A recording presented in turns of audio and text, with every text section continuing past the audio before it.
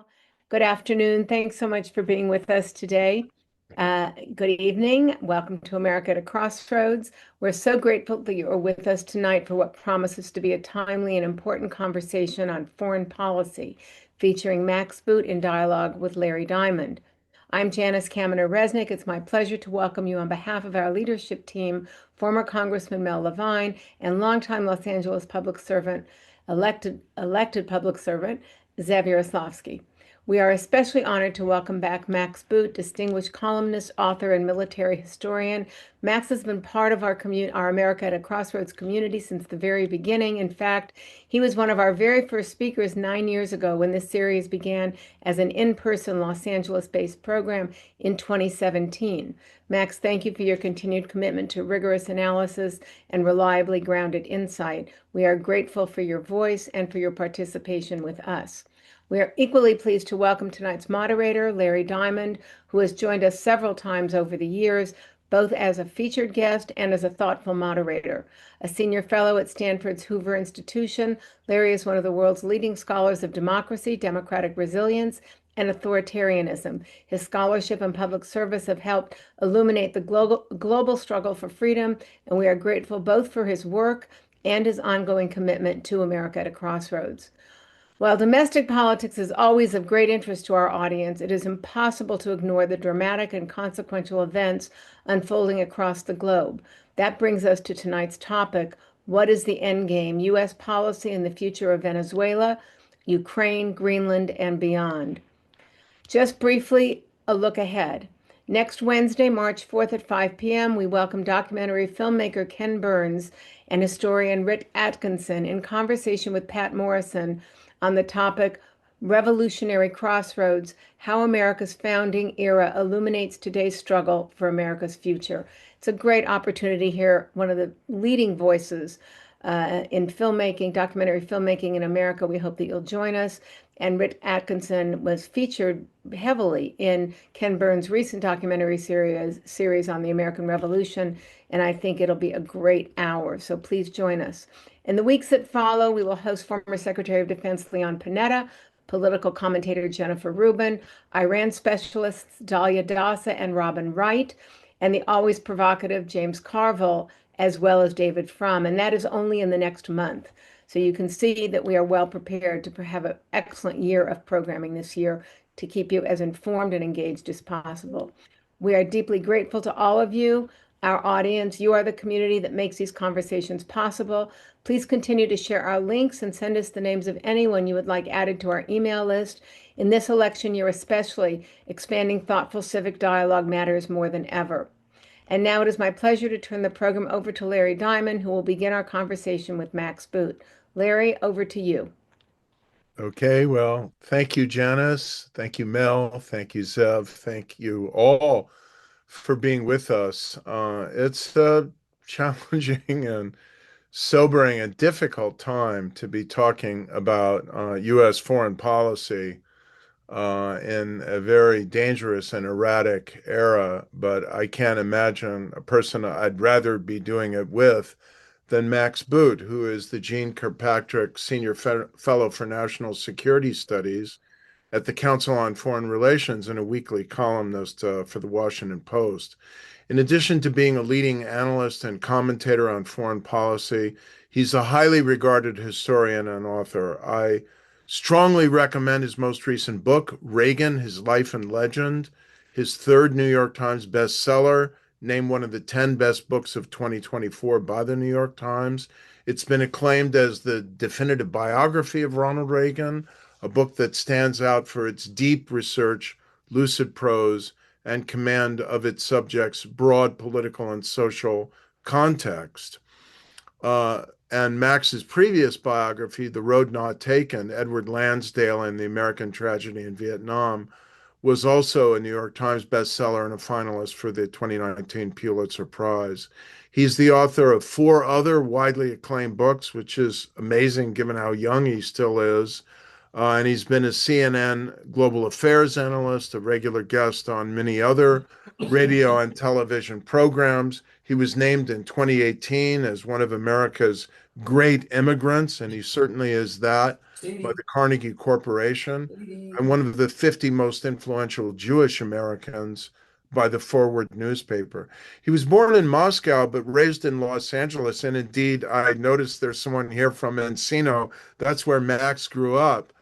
He attended Cleveland Humanities Magnet High School in Reseda. He holds a bachelor's degree in history with high honors from UC Berkeley and a master's degree in history from Yale University. So, Max, welcome. It's really a pleasure to be with you, and quite a momentous time here. If you can figure out what the end game is, you're smarter than the rest of us.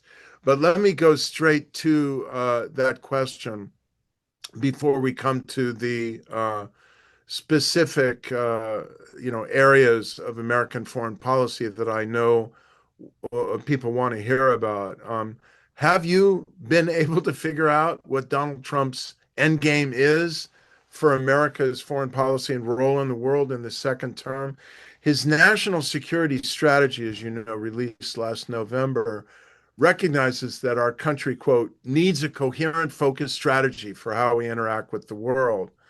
But this mainly seems to be a strategy for pulling back from the world and declaring, that the affairs of other countries are our concern only if their activities threaten our interests. And so, he seems to want dominance over the Western hemisphere, but otherwise, it's hard to figure out what he's after. Do you see any coherence or grand strategy to the Trump foreign policy as it's being implemented? Well, first, let me just say what a pleasure it is to be back with the America to Crossroads series, which I think is so important when we're drowning in information and struggling to make sense of it all. And there's nobody I could imagine having a better discussion with about this than my dear friend Larry Diamond, who is not only a great esteemed scholar and really one of the world's leading authorities on democracy, but also a mensch. And so it's truly a pleasure to speak with you, Larry. In answer to your question, as I'm sure you would probably agree, I don't think there is any, well, actually, I don't know if you would agree. I'll just state my opinion and you can agree or disagree, but I don't think that there is any grand strategy or any any real destination that Trump is trying to reach. In fact, I've written that it's kind of a fool's errand to try to impose meaning on his foreign policy, which seems to be a collection of more or less random impulses motivated by considerations such as how can I, Donald J. Trump, appear strong? How can I get attention? How can I make money for myself and my family and my colleagues? Very little of it, as far as I can tell, is motivated by what is truly in the best interests of the United States, because, of course, on both economic and national security policy, Trump is flying in the face of more than 70 years of received wisdom among both Democrats and Republicans. Now, unless you're truly a member of the cult and think that Trump is a million times smarter than every previous president we've had, going back to FDR, and he and Stephen Miller are, eons beyond, George Shultz and Henry Kissinger and Colin Powell and Condoleezza Rice and Dean Acheson and George Marshall and every other major figure we've seen in American foreign policy since World War II. So unless you believe that, you would have to kind of say, maybe those other bipartisan leaders going back 70 years knew what they were doing in promoting a policy based on America's security alliances, principally NATO and our transatlantic relationship, and based on free trade. And of course, Trump is trashing both of those ideals to one extent or another. And what is he replacing it with? Really, really hard to know. I mean, because as we've seen, for example, with tariffs, they literally seem to vary based on what he has for breakfast or how he feels after talking with the leader. He acknowledged a couple of weeks ago that he raised tariffs on Switzerland because he did not like the way the president of Switzerland talked to him, making me wonder, like, okay, but why is that a good reason to make American consumers pay more for Swiss goods? And of course, to Trump's mind, he won't even admit that American consumers or companies actually pay the cost of tariffs. He lives in an alternative reality where foreign countries pay the cost of tariffs. So it's very hard to use kind of traditional reasoning, evidence, or anything else, policy analysis to really and apply that to the Trump foreign policy. I think it really defies description. Well, I think the vanity, the impulsiveness, the narcissism underlying U.S. foreign policy under Donald Trump um, is evident from your initial remarks and will become more so as we tour a little bit around the world. So let me pivot now closer to the land of your birth, the former Soviet Union, and note what we all, I think, have a sober responsibility to acknowledge that yesterday was the fourth anniversary of the Ukraine war. And when Russia launched this brutal invasion 4 years ago, I wonder, did you imagine in your darkest nightmare that this war would still be going on for 4 years later with such immense destruction and human suffering? And then secondly, do you see a way out for Ukraine to end this war while preserving its, you know, sovereignty and security? Well, first, let me just note the outrageous fact that yesterday, as you know, was in fact the fourth anniversary of Russia's unprovoked and evil aggression, and yet Trump did not say a word to condemn Russian aggression during his marathon State of the Union lasting almost 2 hours. He had two very brief mentions of Ukraine, and he treats the war as if it were like an automobile accident, this unfortunate event that happened, nobody's responsible for. And he only seems to care about Ukraine to the extent that he thinks he will get a Nobel Peace Prize out of it. But other than that, he can't, be bothered about it one way or the other. And it's been shocking to see that over the last year, U.S. aid to Ukraine has declined roughly 99%. Now, thankfully, the Europeans have stepped forward. Their aid has increased about 66%. So the Europeans are stepping into the breach. But to answer your direct question, no, when this awful, evil, unprovoked invasion began 4 years ago, I couldn't have possibly imagined that it would still be going on after 4 years. But I also didn't imagine that the Ukrainians would have as much success as they have had in stopping the Russian aggression. I mean, the Russians are advancing more slowly now than the armies did on the Western Front during World War I, and they are paying a fearful price, suffering the heaviest casualties in war that they have seen since World War II. I mean, they've lost well over 1 million men killed and wounded by this point, and there doesn't seem to be any way out because despite Trump's peace negotiations, there's only one person who can end this war, and it's Vladimir Putin. And Putin has shown no interest in actually ending the war short of achieving his objectives, which is to turn Ukraine into a Russian colony as it was for so much of its history. But I don't think Russia is going to succeed in that. And I think it's interesting that Trump still imagines that he can call the tune in Ukraine when he's actually made himself pretty marginal because, again, the U.S. is providing almost no aid to Ukraine. So it's not clear why the Ukrainians should listen to him. The Europeans have done a pretty good job of stepping forward. I mean, there's still some critical shortages, and the fact is that the U.S. is not providing enough Patriot interceptors and some other capabilities, and unfortunately, that means that Russian attacks on Ukrainian civilian infrastructure, including heating and electrical systems, have become much more effective, and the suffering of the Ukrainian people this winter has been really tragic to see. But the Ukrainians are also, they are really geniuses at improvisation, and they've done a tremendous job of building one of the world's great drone industries from scratch. And drones are now inflicting 70-80% of the casualties at the front. The Russians, to be fair, have their own drone industry, but the Ukrainians say that for the last 2 or 3 months, they've actually managed to kill more Russian soldiers than the Russians are able to field to replace them. So if that trend continues, it's going to make it very difficult, not impossible, but more difficult for Putin to continue the war. And I think you're also seeing Russia suffering some economic damage from Western sanctions, including some sanctions, to be fair, imposed by Trump. Trump certainly has not lifted the sanctions, which Putin clearly hopes that he would do. And so I think between the economic pressure and the heavy loss of life on the Russian side without any real advance at the front, it's increasing the pressure on Putin. But again, not to the point where he's actually going to end the war anytime soon because he's a one-man dictatorship basically, so he doesn't rely on popular support. I mean, imagine if this were like America during the Vietnam era when we suffered much lower casualties and you had mass demonstrations in the streets. Of course, in Russia, anybody who demonstrated would get locked up. You think Putin could survive politically if he just said, oops, it was a mistake. We'll go back to the status quo ante? I mean, he wouldn't say it's a mistake. He would lie in the way that any dictator would. He would say that they've achieved amazing success. They've grabbed 20% of Ukraine. They've liberated the Russian heartland of Ukraine and blah blah blah.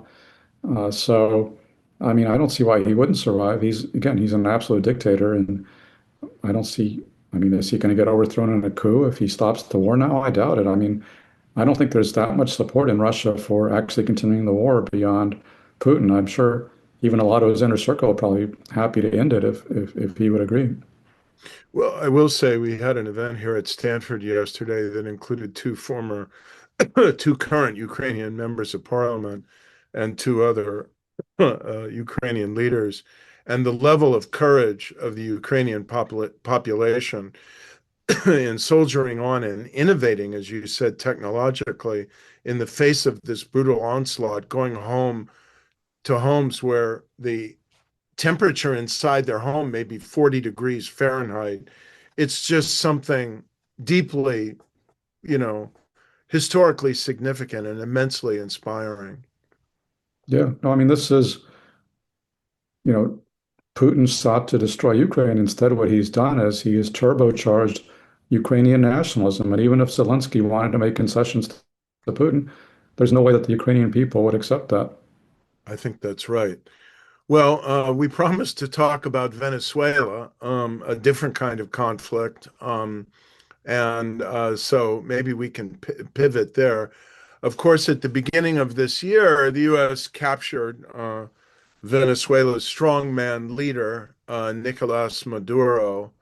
But the regime continues under other leadership, and there doesn't seem to be any clear plan or expectation for a democratic transition. I know the Democratic opposition, led by Maria Corina Machado, clings to the hope that the Trump administration will pressure the regime, led now by Maduro's former vice president, Delcy Rodriguez, to hold free and fair elections, and this time to accept the results of the elections, which, of course, the regime did not do in July of 2024. But do you see any prospect of a democratic transition in Venezuela, that free and fair elections might happen, that this might be an issue on which Trump exercises leverage, and that something more will result from this U.S. action than simply the U.S., getting oil revenue out of Venezuela?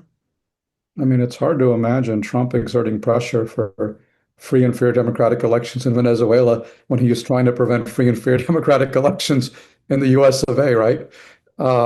This is just so bizarre. This is one of these bizarre things that we kind of accept because Trump has done it, but I would have never imagined a year ago that we would A, seize Nicolas Maduro, and B, then go into business with his vice president, Delcy Rodriguez, thereby raising the question of what the hell is this all about? Why are we doing this? Trump somehow seems to think it's about seizing Venezuelan oil, and he has seized a lot of Venezuelan oil. It's not clear exactly what's happening with all the proceeds. Some of them certainly seem to be going back to Venezuela, but it's very opaque because the money is winding up, as far as I can understand, in Qatari bank accounts.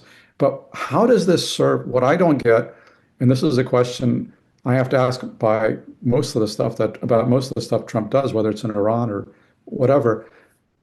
How does this serve American national security interests? Okay, I mean, probably like you, I don't mind seeing Maduro in a U.S. prison cell on trial for his crimes. He was a very bad dictator. He deserves to be held to account, which is great. But then why are his henchmen still running Venezuela, including several who have also been indicted in U.S. courts and are responsible for carrying out his human rights violations and repression. And why is the United States in business with these people? And why do we, A, under what legal authority are we seizing control of Venezuela as well? I'm not aware of any. And B, why are we doing it? We're self-sufficient in oil. We don't need their oil. And it's actually probably going to wind up hurting American oil producers to the extent that Venezuelan oil comes on the market. It's going to hurt producers in states like Texas and others by reducing global oil prices. So why is this in our interest? This goes back to our initial discussion. Like, what does this have to do with American national security? I'm struggling to figure it out. Maybe there's some way to, my hope is that maybe there is some way to save this inexplicable policy. And maybe Trump has applied a little pressure to free some political prisoners. I think a few hundred have been released, but hundreds more remain locked up. Maybe eventually he will apply pressure to hold free and fair elections. Maybe that would redeem this policy. But so far, I don't see much evidence of that. Right. I agree. But for the next 30 seconds, I'll play the Trump administration here and pose what I think would be their justification, what they call the Trump corollary to the Monroe Doctrine or the Monroe Doctrine. And in the national security strategy, they word it as preventing and discouraging mass migration to the United States, combating narco trafficking, which we also, they would probably claim, did when we provided intelligence to the Mexican government that led to the capture and killing of its most prominent drug lord and all of the chaos that has followed, keeping the hemisphere free of hostile foreign incursion and preserving access to key locations. That's their Monroe Doctrine. So how do you think, more broadly, this is working out in the Western Hemisphere? Well, I mean, if they, just on Venezuela specifically, I mean, if their goal was really to reduce migration, they could have just easily lifted U.S. sanctions at any time because that would have improved the Venezuelan economy. Uh, and again, if there's a human rights aim, I can see that being furthered by seizing Maduro, but I don't see how it's being furthered by, supporting Delcy Rodriguez. But anyway, the larger, the larger issue of the I can barely get the words out, the Monroe Doctrine. First off, it turns the actual Monroe Doctrine on its head because, the Monroe Doctrine was issued in the 1820s, basically as a warning from the United States to European states not to try to seize control of their colonies in Latin America that were breaking free of Spanish and Portuguese control. And the actual Monroe Doctrine, instead of being a warning against imperialism, is actually kind of a mandate for American imperialism because Trump thinks he should be dictating everything that's happening in the Western Hemisphere from Venezuela up to Greenland and Canada, which he thinks should be part of the United States. Again, this is truly inexplicable. It's somehow rooted in his bizarro reading of history, where he thinks the high point of American history was the 1890s under William McKinley, who was in favor of tariffs and practiced American imperialism. For example, yes, seizing for the Philippines from Spain, for example. But this is 2026. It's bizarre to kind of seek a return to 19th century imperialism. Among other reasons, it's a violation of the UN Charter and it's the principles of territorial integrity and collective security that have underpinned the post-war world, in which America has actually become immeasurably richer and more powerful than it ever was in the 1890s. It's truly bizarre that Trump seems to be focused on dominating the Western Hemisphere. Again, hard for me to see what we gain from it, and what we're losing is, among other things, we're losing the moral high ground, if that counts for anything anymore. Trump is conducting these drug attacks, these attacks on drug boats, which pretty much every lawyer I've ever spoken to will say is a violation of both U.S. and international law. These are unlawful strikes, very similar to the ones that Duterte carried out in the Philippines, for which he's now on trial before the International Criminal Court. So it's hard for me to see what we're actually gaining beyond giving Trump some kind of psychological satisfaction from getting to parade around as the emperor of the Americas. But among other costs, it's also sucking up fairly scarce U.S. combat power. We had the Gerald R. Ford Battle Group, which was in the Middle East. They had to go to the Caribbean to take part in this Madero operation. Now they're back in the Middle East to bomb Iran. And this poor aircraft carrier has been deployed for like 8 months, normal deployment being 6 months, and they could be deployed for 11 months. And it's putting a terrible strain on the U.S. Navy because even with the most powerful military in the world, it's not unlimited in what it can do. And Trump is kind of overstretching it, I would say, kind of for the sake of his vanity. And we have the chairman of the Joint Chiefs of Staff reportedly warning Trump privately that we, because of all of these actions and deployments and bombings, including previously in Iran, lack the munitions now for a sustained military campaign in Iran. But you've mentioned Canada, so let me continue on with the country in the Western Hemisphere that Trump seems to regard as our most dangerous adversary, namely the Canada of my father's birth, and ask you about its current. I thought you were a dangerous subversive, Larry. Thanks for coming clean. That's the reason why. My family heritage goes back on one side to Canada, um, but or at least for a time. But in any case, Mark Carney, central banker, you don't get more soft-spoken than a technocrat, former a central banker. And yet, as you know, he gave a much discussed address at the World Economic Forum in Davos in January, where he talked about what he called a rupture in world order, the end of a pleasant fiction, and the beginning of a harsh reality where geopolitics is submitted to no limits, no constraints. And of course, he obviously had Donald Trump in mind. And he quoted Václav Havel, the great Czech dissident and former president, his line, "the power of the powerless," and arguing that middle powers like Canada should build a new order based on respect for human rights, sustainable development, and respect for the territorial integrity of other states. So, how do you view that speech and the shift in global power? And what do you think of people who say only half jokingly that it's Mark Carney that's now the leader of the free world? No, I mean, I think there's something to that. I mean, first, let me just note how bizarre it is that Trump seems to have this anti-Canadian animus. I don't think I've ever met a single person or heard of a single person prior to Donald Trump who hated Canada. And I was actually in Canada at the Halifax Security Conference in November and asking Canadians, like, I mean, first I feel terrible for them because the sense of betrayal that they feel like, what have we ever done? And their explanation was basically that Trump could not stand Justin Trudeau, the former very handsome prime minister of Canada. And so he kind of generalized this animus against Trudeau into a general animus against Canada and started needling Trudeau by calling Canada the 51st state and all this kind of stuff. So that's the explanation that I heard from Canadians. But what he's doing in the process is alienating one of our key security and economic partners, one of our largest trade partners and most important security partners, unbelievably. And of course, Mark Carney's speech at Davos was the reaction. And I think, and you're seeing also Mark Carney go to Beijing, doing a trade deal with China, trying to make Canada less reliant on the United States, which is a general impulse, I think, among American allies.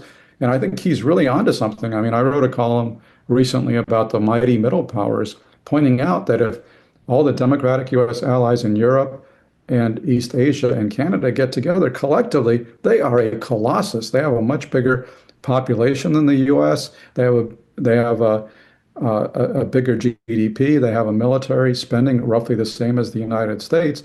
Of course, the difficulty is it's not a unified political entity, right? Even in Europe, you have dozens of individual states, and then you have South Korea, Japan, Australia, Taiwan, Canada, all these other states. But I think what you're seeing now is all these countries are starting to forge links with one another, and you're seeing European countries ramp up their defense spending. So I think they're all starting to realize that they're entering the post-American world where they simply can't count on the U.S. anymore. And there was a shocking but not surprising poll taken in January by the European Council on Foreign Relations, which found that only 25% of Europeans still think of the United States as a reliable ally. And I'm sure that's true across many other U.S. allies. And so they have to start planning for this post-American world. And Trump may be happy that they're, carrying their load or will be carrying more of the load, but he or his successors will not be that happy when they're going to find it's hard to boss these countries around anymore because they're going to not be as reliant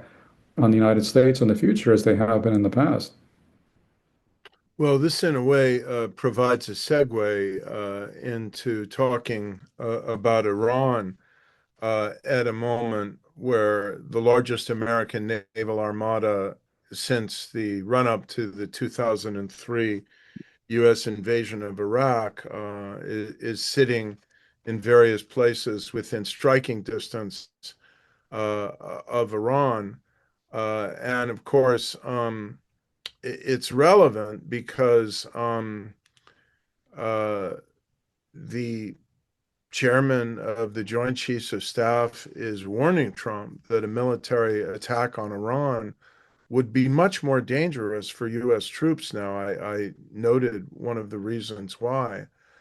And you warned in your very striking Washington Post column yesterday that America is, quote, sleepwalking into war with Iran for reasons that remain opaque in pursuit of objectives that remain mysterious.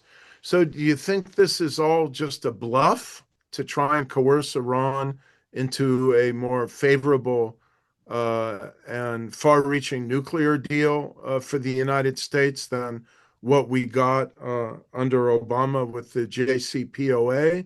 Or do you think Trump is actually going to use force against Iran? I think the likelihood is he'll use force just as he used it in Venezuela. I don't think there's much likelihood that Iran will suddenly make massive concessions on nuclear weapons, ballistic missiles, proxies, human rights, or whatever else Trump's negotiators may be asking for. And I think Trump is going to feel pressure that he's going to lose face if he backs down. And with that much U.S. military might assembled in the region, it's use it or lose it because the clock is ticking. You can't keep all those Right. troops forward deployed that long. And so I suspect that he will bomb Iran, but why he's doing it or what he's trying to achieve, he will not explain. And this whole thing is so bizarre because the current run up to this conflict began in early January, where you saw these massive protests that were brutally repressed. And Trump, wrote on social media, hang on, help is coming. The U.S. is going to help the protesters.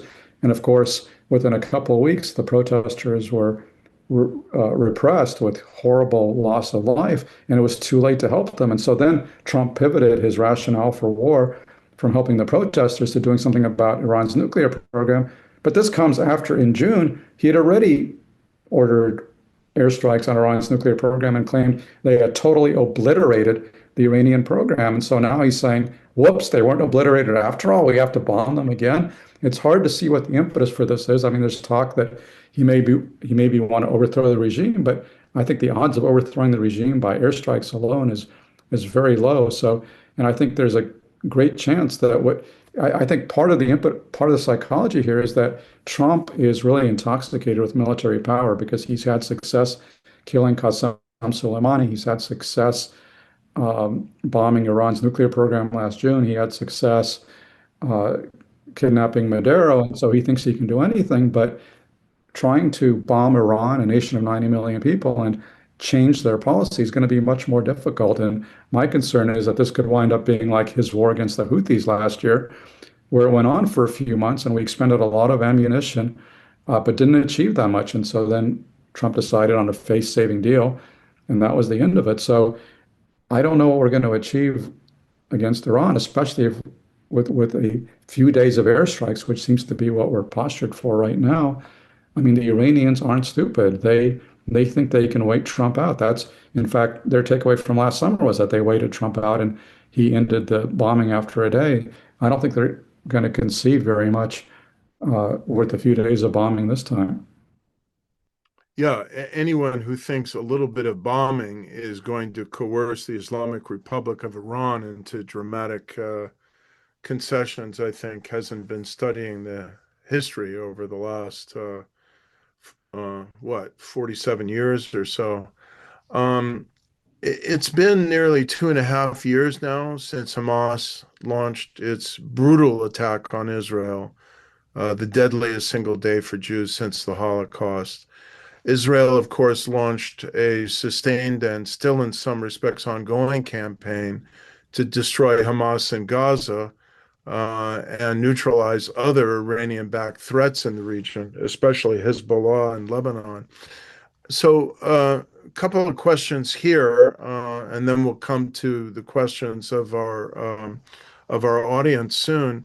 First, how do you assess what Israel's been able to achieve in its response to the October 7th attacks?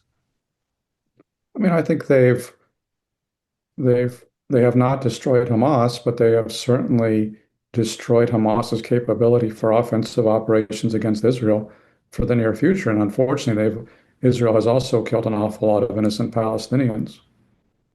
Yeah.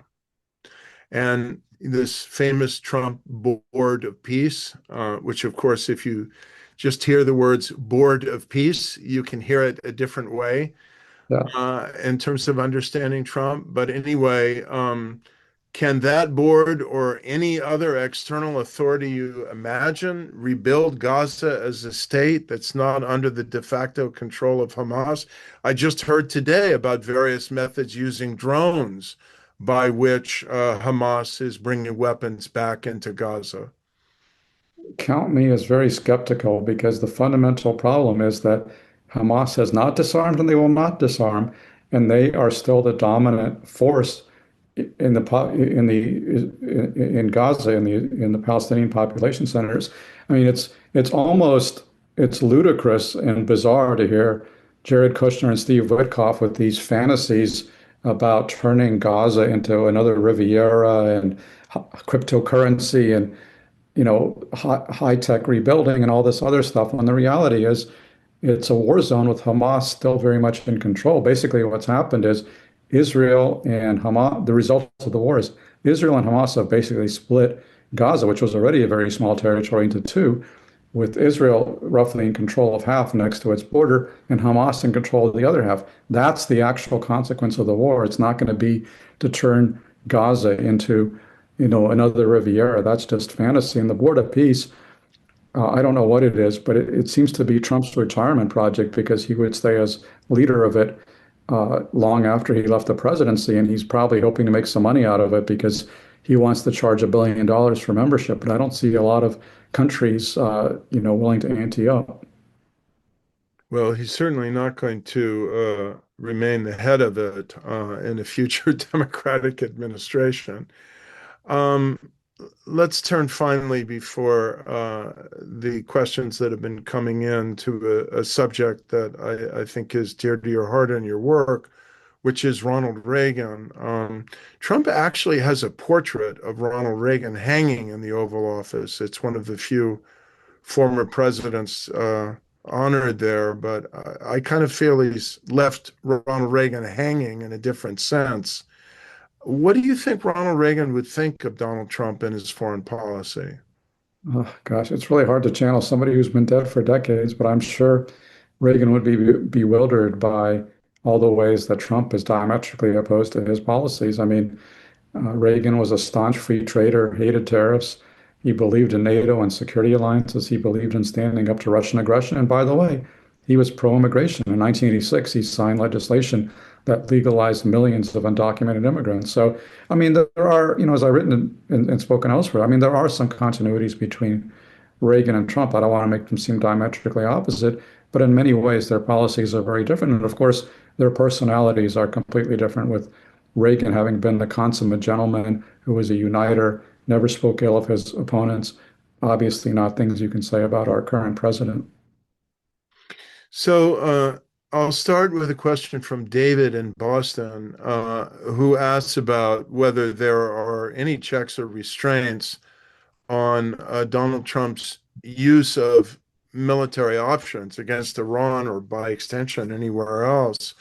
I've already mentioned what Chairman of the Joint Chiefs of Staff, General Kane, is reported to have warned the president. Apparently, there have been some warnings from the CIA director, John Ratcliffe. I think it's important to mention that the commander of the U.S. Southern Command, the naval admiral, resigned after these boats started getting blown out of the water in the Caribbean, presumably because he didn't agree with the policy.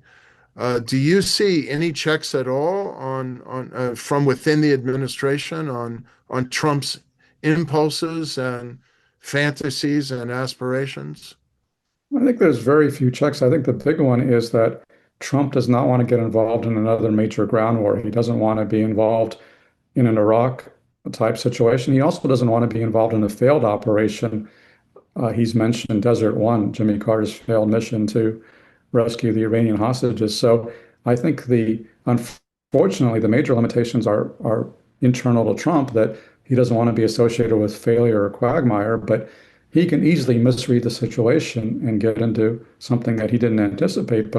Before we go to the next question, I actually want to turn this one to you, because just in general, there are very few checks on presidential action abroad and in command of the military.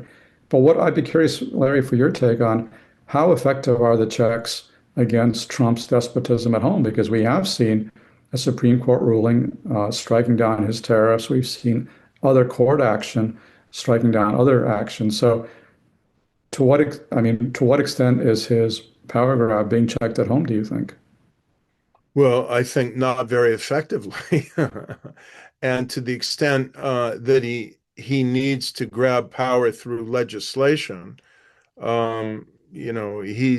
he can't get 60 votes in the Senate for virtually anything, except maybe a resolution to name a monument that doesn't have his name on it and isn't seeking to put one on, which, of course, that's a declining phenomenon.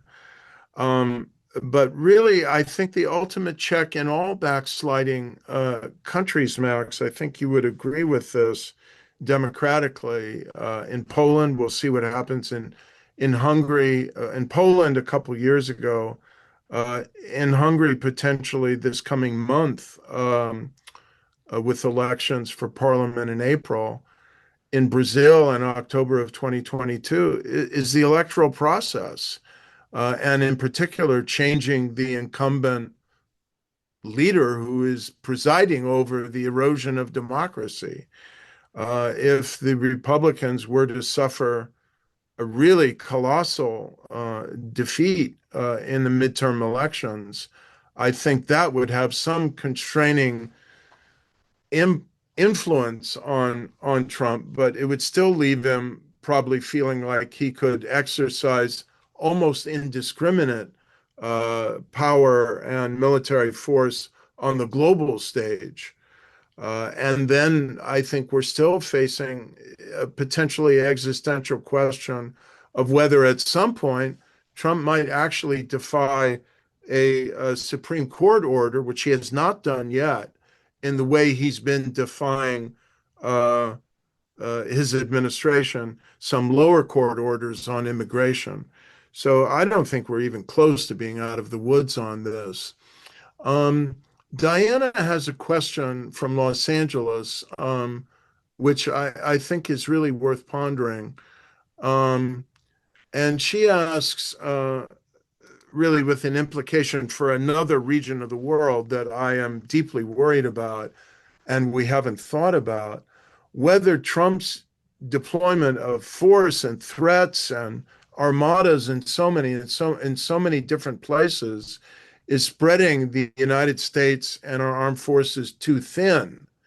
And, what happens if there's an attack, a crisis, a move against an ally in some other part of the world? And of course, all I need to do is mention a single word, Taiwan, and I think what for many people in this regard might be the ultimate nightmare, although Europe is, of course, quite worried about what Putin could do in possibly Central and Eastern Europe as well.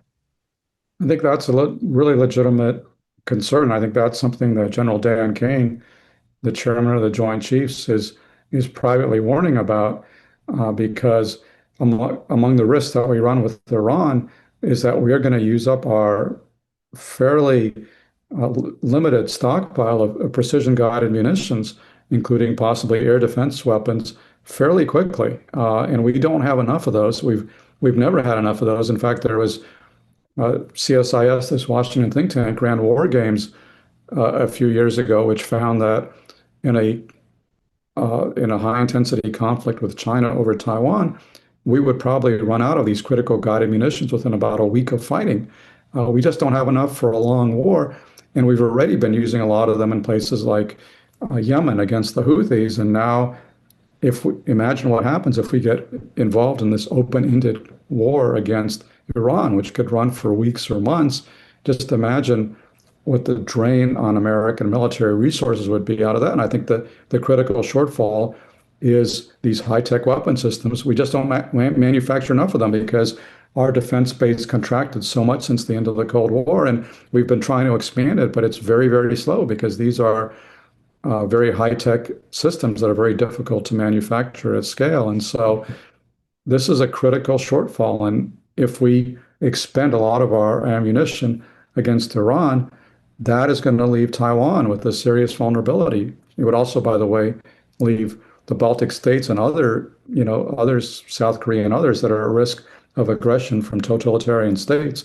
All of those U.S. allies would be at risk if we are so overcommitted in the Middle East, which is, by the way, why for 25 years, president after president has talked about pivoting from the Middle East, but pivoting to the Pacific, and Trump seems to be doing the opposite. His national defense strategy doesn't even really talk about China as an enemy, or for that matter, Russia as an enemy. He seems to view Europe as our major threat, but for whatever reason, he keeps getting sucked into the conflict in the Middle East. And I'm no fan of the Iranian regime. I wish it could disappear tomorrow, but I really am not sure why this is such a pressing national security threat that we need to put U.S. troops in harm's way and to use these high-tech weapon systems that are in short supply against Iran right now. It has seemed for a while that there was a consensus gathering in the Congress and, in groups like the Council on Foreign Relations, where you sit, about the need to revive the defense industrial base in the United States. This is not new. We've been talking about this now for several years. And as you said, our capacity to replenish a lot of these weapon systems is just shockingly limited. So why do you not see us doing more to revive and invest in the defense industrial base in the U.S.? I mean, some of that is happening. We've expanded production of 155 millimeter artillery shells, for example, but that's relatively easy to manufacture. Manufacturing Patriot interceptors, for example, or various other kinds of high-tech precision-guided munitions, that's much more difficult. It's just it's the same reason why so many things are not manufactured in America anymore and why it takes forever to build new warships, because we just don't have that manufacturing capacity. And that's something that we should be doing much more to build up. But even under the best case scenario, it's going to take years because there are so many bottlenecks, including having the skilled craftsmen you need to actually do the work. It's pretty sobering. There are a number of questions about Cuba. People can't figure out why we're so obsessed with confronting Cuba, why there's chatter that maybe Cuba is next after Venezuela. Of course, the obsession with the communist regime in Cuba and the massive, ongoing, really tragic violation of human rights in Cuba is not a new concern for the United States. But and particularly with a Secretary of State who traces his heritage back to Cuba, Marco Rubio, this has become even a little bit personal. So how do you assess how the Trump administration is viewing Cuba and what its motives are and what it might actually do with respect to Cuba? Well, this is part of a larger problem that I alluded to earlier, which is that Trump really does not explain what he's doing or why he's acting. And so it's very hard to figure out what's going on. We talked about the shifting rationales for action against Iran.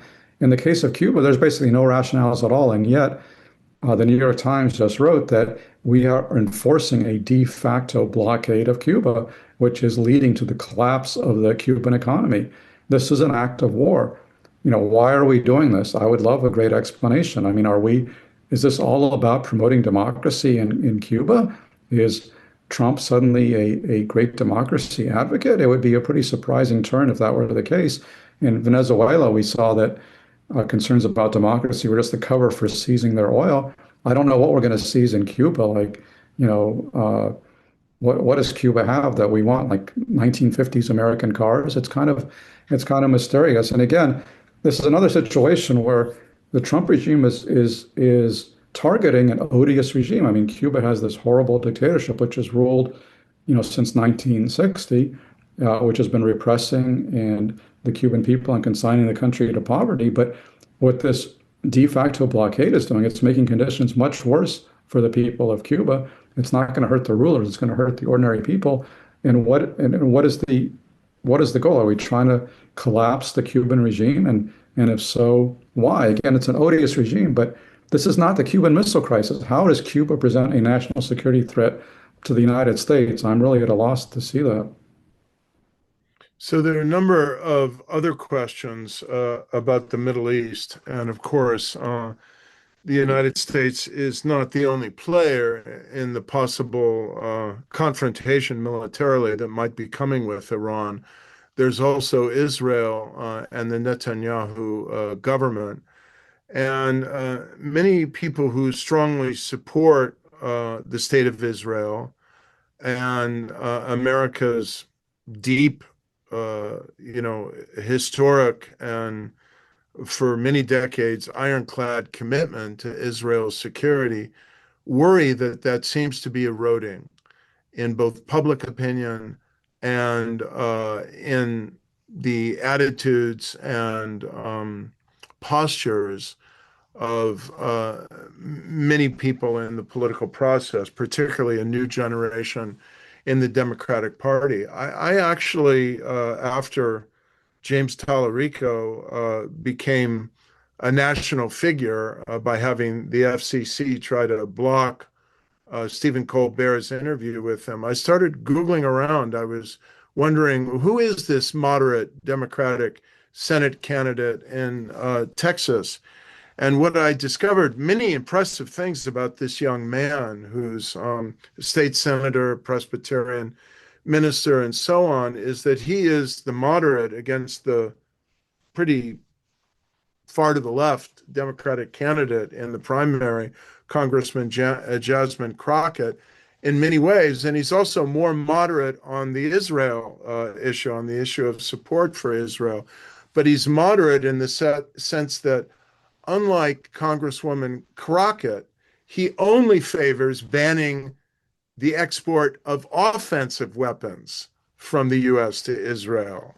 So that's a pretty big pivot in the Democratic Party with the younger generation coming up. Do you worry that there's going to be a period of time when American support for the Jewish state just won't be there?